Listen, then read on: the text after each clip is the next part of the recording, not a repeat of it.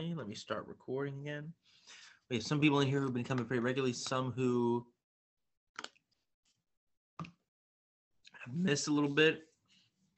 So if you fall into the category of those who have missed a little bit, this is a general reminder to make sure you are utilizing the Summit Labs in the afternoon from 1 to 3. Every teacher has one.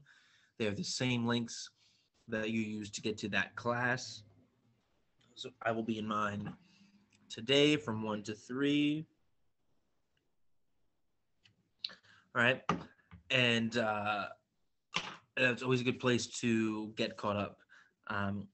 Also, there are class recordings on YouTube. So those are always there as well. Okay. Can I interrupt for a second? Absolutely.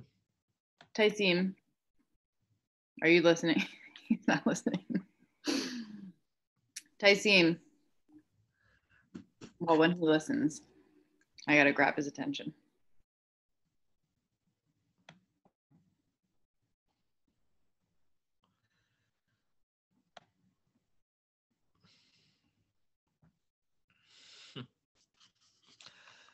There you go. I think you got him now.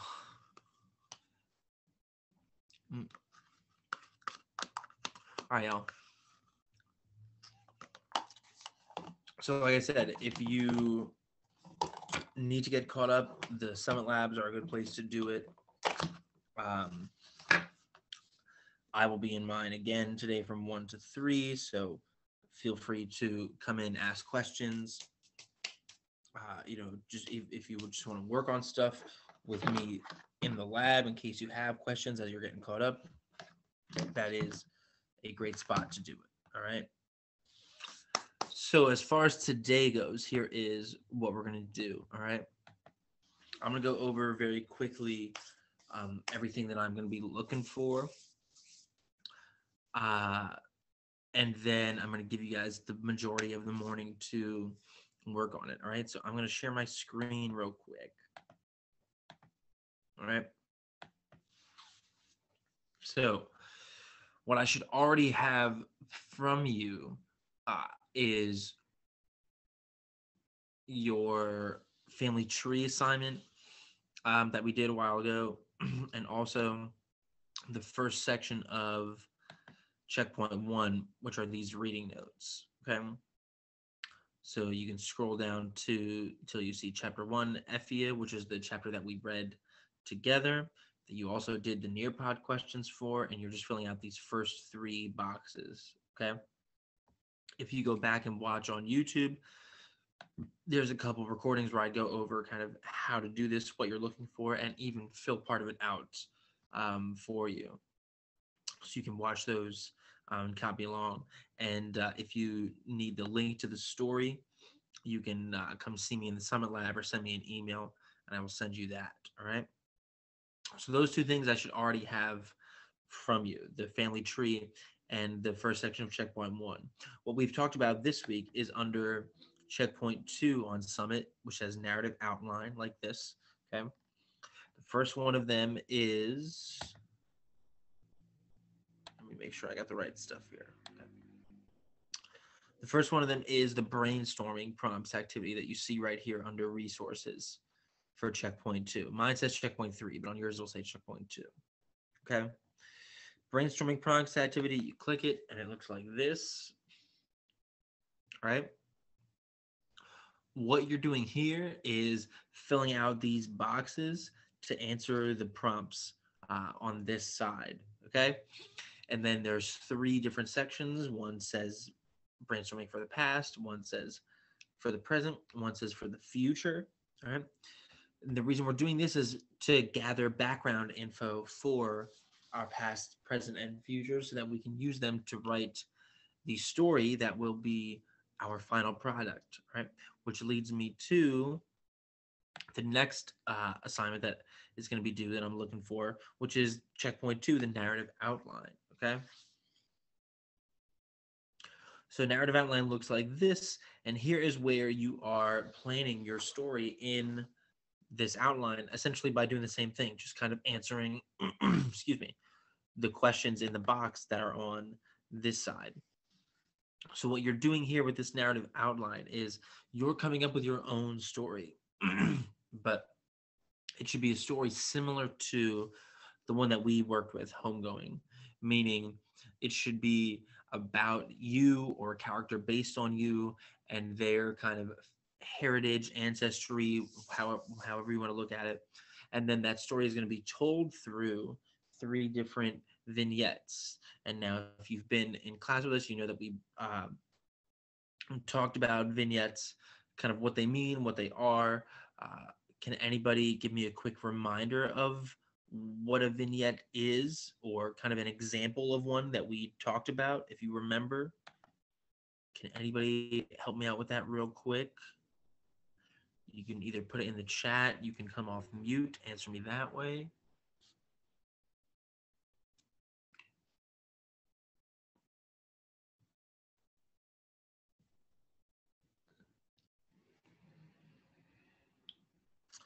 I know Jair has been here, Tyquil, maybe either of you can help me out, Salima, maybe you as well.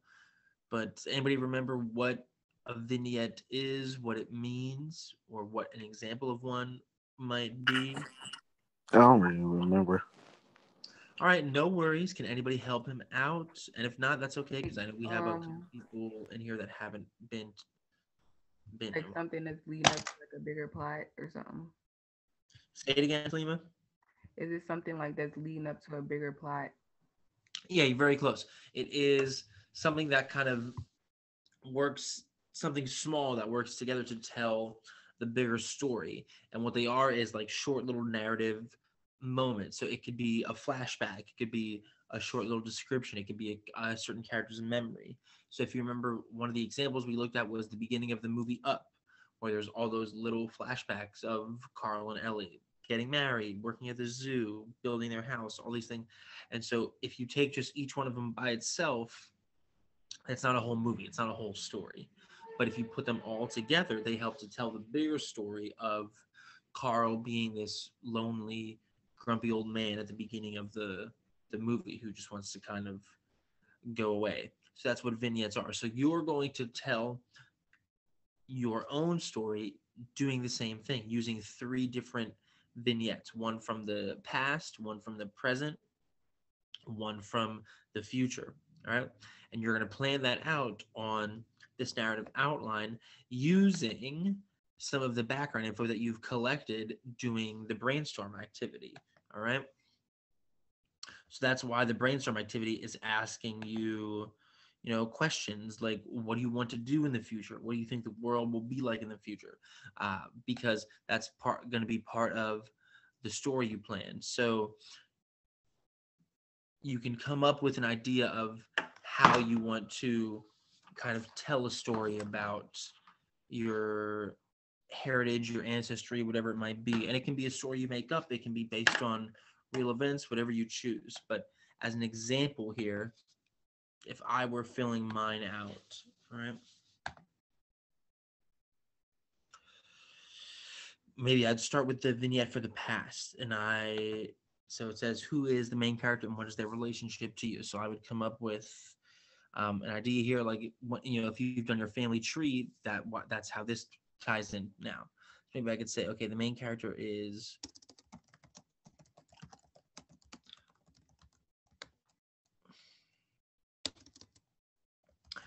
Francesco, my great grandfather, right? Which is true. That is my real great grandfather. Okay, so maybe I want the story to start with him, and maybe it ends with me, or it ends with a future relative of mine. All right, so I describe the main character. So what does the character look like? What are they?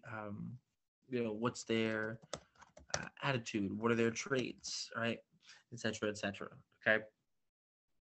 List other characters here. So maybe he has a wife. Maybe he has sons.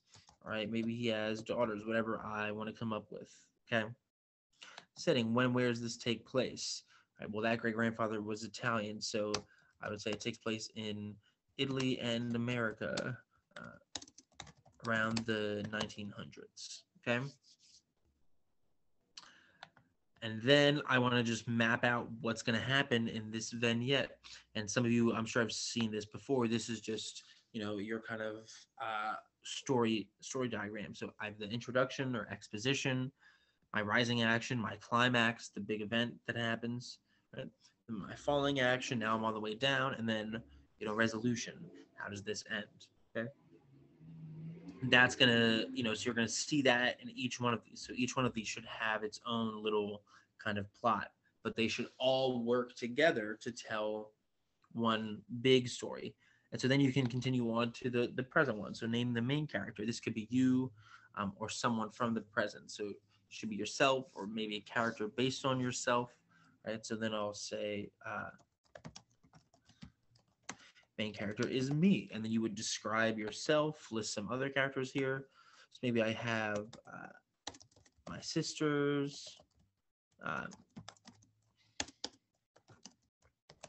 mom and dad, right? So on and so forth, right? Setting when and where's this vignette take place, right? It would take place in the present, so it would be in Philly in 2021. Right? Maybe I want to set it somewhere else. Maybe I want to set it in my hometown, so I could do that instead. Whatever works for you, right? And then you're gonna, map out what's gonna happen in this section, okay? And then you're gonna flash forward again, lastly, to the future. So who's the main character? What is their relationship to you? So this is where, again, you can think and kind of be creative again and kind of make up your own story. So maybe in my story, I want it to start with my great-grandfather Francesco, right, in Italy, and then it's going to end with, let's say in this story, for instance, I have a son named Francesco. Okay.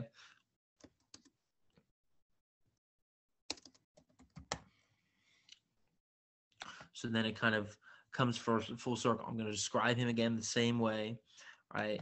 List some other characters here, people I come up with.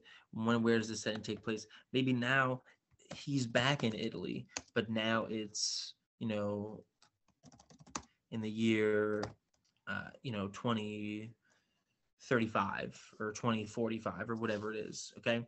And he's gone back to the same town to return a family heirloom or something like that. So something that kind of ties the whole, story together. So we see one big narrative being told through these three different vignettes, right? So I would map that out on my outline here.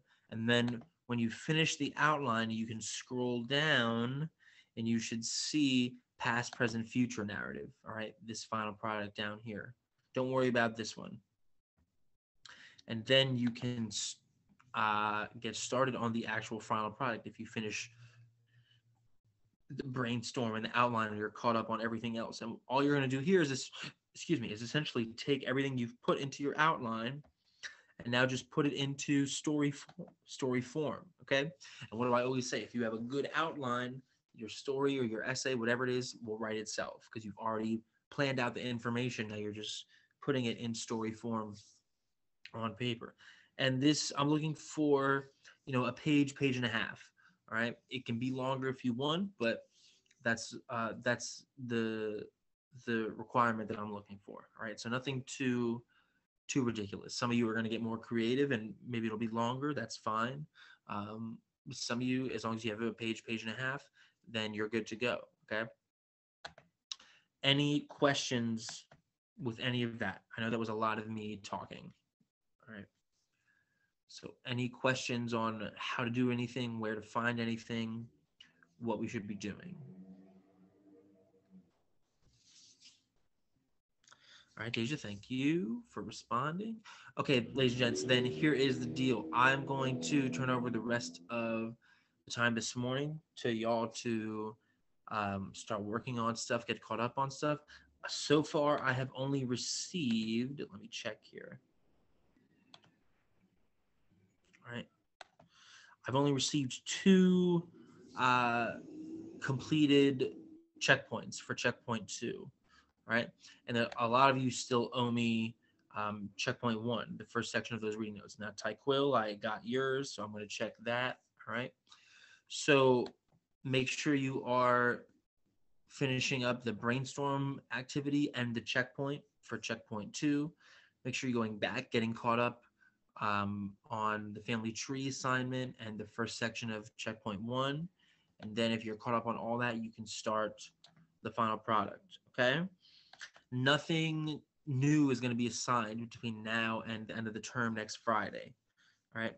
So for the reading notes, that's a good question, Salima, thank you. I'm going to put a link in the chat.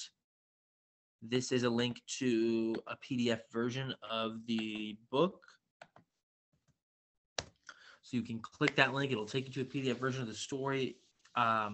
You can also find an audio book version on YouTube if you search Homegoing on YouTube.